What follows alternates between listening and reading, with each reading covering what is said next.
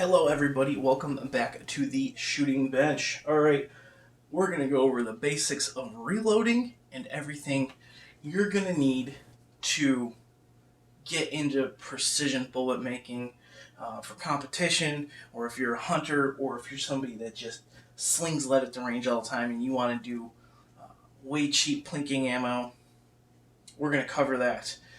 Or if you're somebody like me that just tries to extract maximum accuracy of all their weapons, that's the way to do it. We're going to go over the basics of what you should have on a reloading bench. We're going to go from left to right and cover everything in between in a less than overly lengthy time. So I'm just going to dive right into the whole kit and caboodle. First and foremost, you need a bench. My bench is butcher block with composite base and top. Excellent for vibration absorption and super steady work surface because it weighs 60 pounds. Totally worth it. I happened to get this for free. Somebody was throwing out of a dumpster at a certain toy manufacturing company in East Aurora, New York. They were literally throwing it out. I seen them throwing it out, and it was still in the dumpster when I came back at 8 o'clock that night, so I took it. Pretty good keep. Alright, first and foremost, after the workbench, you're going to need a loading station, such as this Lyman Precision right here. I know I said we're going left to right, but we're going to do it a little bit different. So this is a single stage Challenger kit. This is literally single stage where you do one step at a time. You change the die. So you run 400 bullets through the resizer and decapper. And then your next step would be to use the priming cup. You load the primer cup and prime 400 bullets. Change the die again. Put powder in them. Put your seating die in. Pop 400 times. Take them out. Pull your cap off. Change your die out again to your crimp die. Pop 400 times. That's a single stage press. Is it time consuming? It's probably the most lengthy way to do it. Pros, you get strength in your arms. It's a good arm workout. Forearms, tries, buys, all that good stuff. Maybe you need to upper last a little bit. It's also extremely monotonous, which is a con. But the pro to the con there is you get reliability and consistency. And if you're going for maximum accuracy, consistency is what you want. However, con, it takes up a lot of time. It's just the way it is. But you can get into multi-stage turrets, but that's more expensive. This is $147. You can't go wrong with it. And you get a whole bunch of stuff with this kit. You get a powder dispenser. You get a magnetic beam scale. You get a complete set of shell holders. You get a large and small priming tool. You get the Lee Precision Challenger breech lock loading system itself. Dispensary hose. And a couple sets of funnels and a hand primer as well. So for $147, you get a full starter's kit, and everything in there is going to be useful to you. Now, coming back down here, next thing you're going to want is a bullet puller. The bullet puller is going to be great because, well, honestly, if you screw up a bullet and you overseat it, or it's not seated right, or something happened, and you want to reuse your components, you gotta take the bullet back apart. There's two ways to do that. One, send it downrange, and you consume everything out, or you manually extract it. One way to do it is this kinetic bullet puller here from it's called the Smart Reloader SR1550, and it comes with a collet set. There's about 8 of these. You slide your bullet in, you put your bullet in the pocket, and then you crimp this down until it's nice and tight, and then do that 4 or 5 times. The bullet will separate powder, bullet, casing, so on and so forth. a valuable tool to have. They also make pullers for your reload station. They're a little, this is like $12. A puller is like $30. Die puller. Invaluable tools to have. You can't go wrong with either. Next thing that you are going to need, very much so, is a reload book. Modern Reloading by Richard Lee, 2nd edition. You cannot go wrong with this book at all. This is the friggin' Bible of reloading. This is the 2016 revised edition. They added 8,000 powders to it. You can't go wrong with it. It's the most up-to-date one, and clearly I use this as my base load. When I'm coming up with new loads, or I'm doing a new caliber, or I'm helping somebody out loading a caliber for them, this is the book I use. It's the first and foremost book I go to. It is arguably the most complete book you can buy. With that said, you start really getting down the rabbit hole of brand specific or accuracy specific. You get your brands. Your brand based and brand specific reloading book. This is an older spear. There's a bunch of calibers in here that are missing for the modern stuff. But I've had this book a long time. A very long time. And it does me well. So if you're going to be a Hornady guy or a Nosler guy, get a Hornady or Nosler book specifically to the bullets you're loading for whatever. A one book everybody should have. End of story. No questions asked. Cartridges of the World. This is the 16th edition, and it is by Frank C. Barnes, and edited by Todd Woodward. It has over 1,500 cartridges. Basically, if it was a cartridge during the self-contained metallic primed cartridge era, it's in this book. There are cartridges in here that I've never even heard of, and I have heard of a lot, like 10.75 by 58 rimmed millimeter Russian Berdan. Like really, it's who's at 11 by 60 R millimeter Japanese Murata. Like, things you just never even heard of.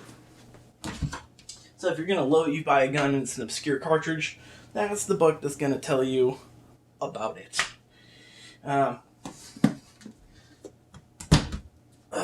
Coming down the line, you're going to need a nice set of dial calipers of some sort. These are my go-to ones. They're kind of cheap. They're only $17. It's a Orgecal U.S. patent.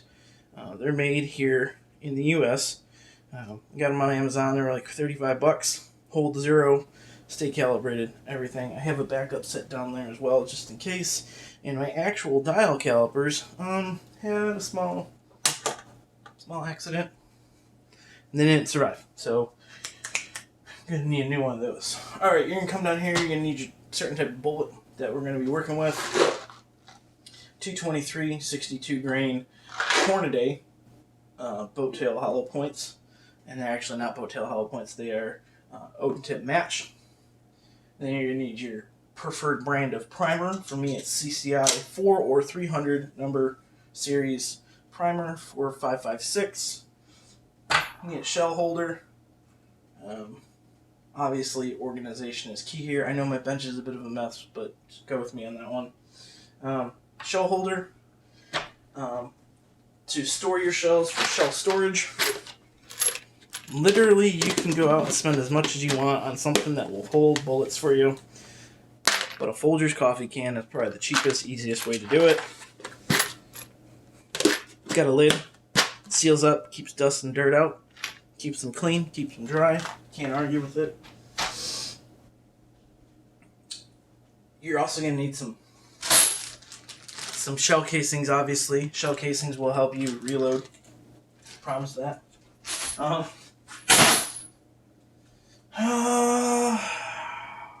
You're going to need a case prep tumbler. Mine is a quick and easy case tumbler by Frankfurt Arsenal. Uses dry media. I use a corncob walnut mix. You can see some of it's darker, some of it's lighter. The dark is the walnut. This is the corncob. Mine is a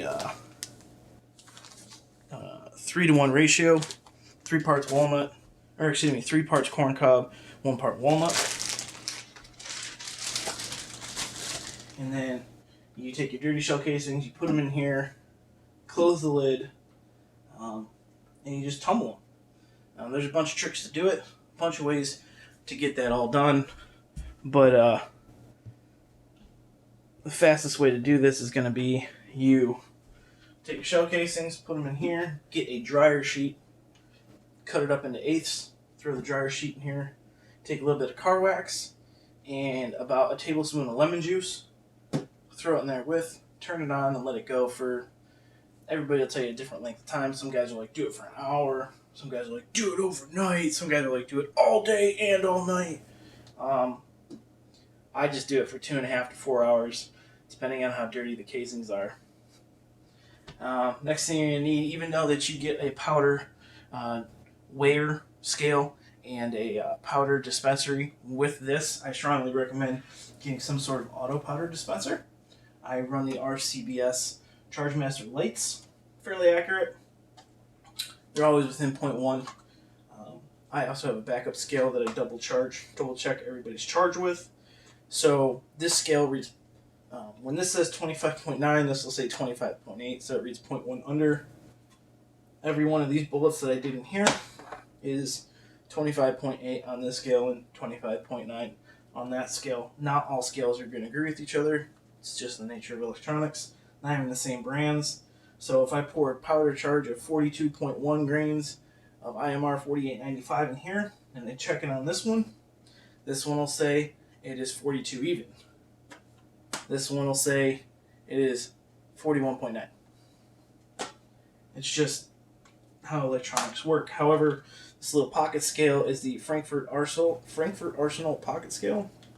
It's a good little kit. I've had it for about 10 years. Used it for many a thing. Then a case prep station would be excellent. There are tons of brands out there. This is a Lyman. It was recommended by a ton of people. Everybody gave glowing reviews. Even on a reloading page where everybody is a brand whore for some brand, everybody agreed that this was probably the best one to have. There you go. You're going to need some sort of casing lube. You can get a certain brand or whatever, or you can be like me, because when you initially decap and resize all of your brass through your die set right here, every brand is going to say, use this brand with our product because it's brand specific, da da da da. This is what I do. Take a Ziploc baggie. I take either some Rem oil, or, and I know this is Lucas Gun Oil, but it's not. This is 5W30, liquid moly, engine oil for my turbo diesel. Brand new. Poured it right out of the jar into this bottle. And I squirt either some Rem oil or some of this motor oil onto my shell casings. And you zip it up and you treat it like shake and bake, baby. Shake it up. Get them all around there. Make sure you get oil on everything. Wear some rubber gloves because it's a skin irritant with those two. And then just start decapping and resizing. They'll be properly lubed. And a little dab will do you. They don't need to be dripping, encasing motor oil or gun oil. Just enough to be slick. That way you won't end up with a stuck case, and you won't be swearing for the next 3.5 hours trying to figure out how to get a stuck case out of a decapping / resizing die. It's not fun. In fact, I'll show you my very first attempt when it happened to me. Yeah, it's a little mangled. In fact, the hole is now off center, and I can't even use this die body anymore. So, always lube your casings. So, long and short of it, that is it. I have a bunch of powders down there, a bunch of bullets, a bunch of dies. Just keep your stuff semi-organized for the most part. Always clean your casings, always lube your casings, and then before you resize, and then keep everything organized in a container with a lid on it, nice and dry. Other than that, that's the long and short of it. We're not going to get into powders That's a whole different rabbit hole. Everybody's got their own preferred brand. Every gun likes its own thing. How you're going to buy powders is probably going to be based on how your gun likes a certain powder. Powders affect accuracy. You'd be surprised. I'm going to make another video here, probably later today or tomorrow, and post it.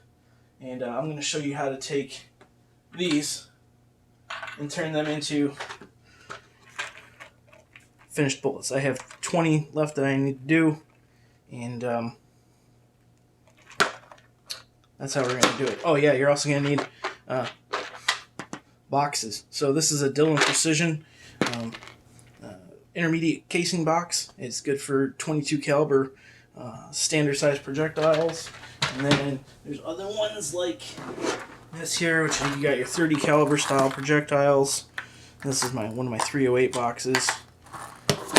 And then for the bigger cartridges, for like my competition rifle, 308 54R is not 7.62 by 54R Russian. This is a 308 bore on a 54R casing, and it's a bitch to reload. And then you got these boxes like this, the big boxes. So that's everything you're gonna need for the basic reloading. Average startup cost, you get a lot of stuff used, or if you buy everything new, you're going to be looking at somewhere between $5,000 and $1,000 for an initial setup. I've got more invested into that than $1,000, but I'm also way down the rabbit hole. But for the initial setup, realistically, you could get away with a $500 investment if you used everything that came with the Elite Challenger Anniversary Precision Kit and the single stage reloader. So I will cut this video off here, and I will post it up again when I have the process of this all being loaded up and turned into actual 20 more bullets for you guys to see. Have a good day. Pray for the troops. Enjoy Monday, you guys.